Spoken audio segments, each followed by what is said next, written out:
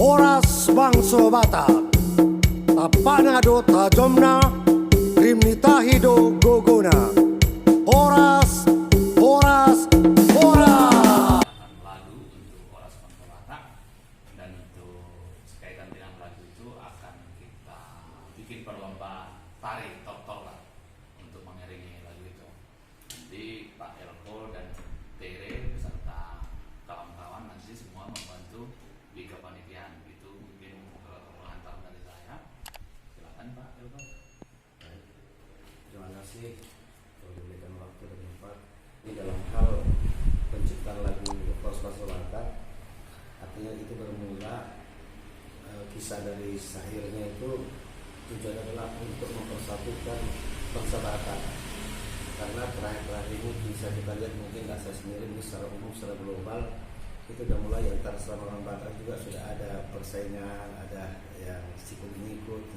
Dalam hal ini kita buat lagu dan bentuk arahan mempersatukan syairnya agar bangsa Batak itu ke depan lebih baik, lebih bersatu, lebih menjunjung tinggi dari adat istiadat orang Batak.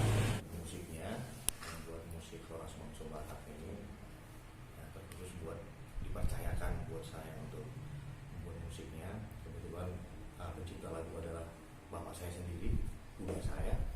Ya, jadi dengan senang hati kita buat bagaimana Tom coba buatkan komposisi musik ini seperti apa untuk contoh bisa jadi satu mas juga, bisa jadi untuk tarian juga. Jadi kita kemas itu lagunya memang ada unsur etnik yang keras, yang baik ada Tagading di situ, ada Seruling di situ, ada Saluning di situ, ada Kisah di situ, tapi tidak menutup, tidak ada sedikit modern. Karena di zaman sekarang ini juga kalau kita kadang-kadang tidak masuk ke unsur modern sedikit aja, anak muda juga kurang tertarik. Makanya kita buat bagaimana kalau kita munculkan di awal itu ada modernnya.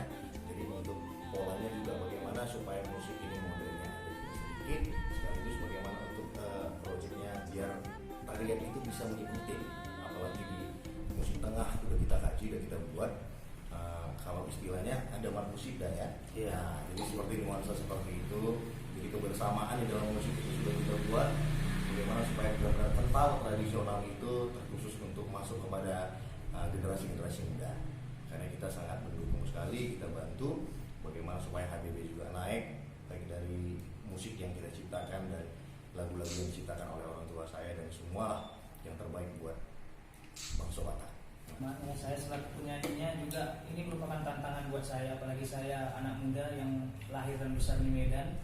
Banyak pengucapan-pengucapan dari kata-kata di Batak itu yang saya lihat tulisan dan pengucapan yang berbeda. Jadi banyak arahan dari Abang Tony dari Tulang Nelko juga supaya bisa menyanyikan lagu itu dengan pengucapan yang benar dan cara pendekanan yang benar di setiap lirik dan kalimat yang ada di lagu tersebut. Jadi tantangan bagi saya selaku anak muda yang besar di Medan itu merupakan tantangan besar bagi saya. Namun dengan dukungan penuh dari orang tua, dari teman-teman, khususnya dari Bang Tony yang sudah mengajarkan vokal dan juga intonasinya juga, terima kasih kepada Bang Tony. Jadi saya akhirnya bisa menyanyikan lagu ini dengan baik, dengan benar, dengan tepat, dan mudah-mudahan bisa menjadi berkat bagi banyak orang yang mendengar dan bisa menjadi jembatan untuk kita semua bisa bersatu di komunitas Horas Bangso Batak. Terima kasih.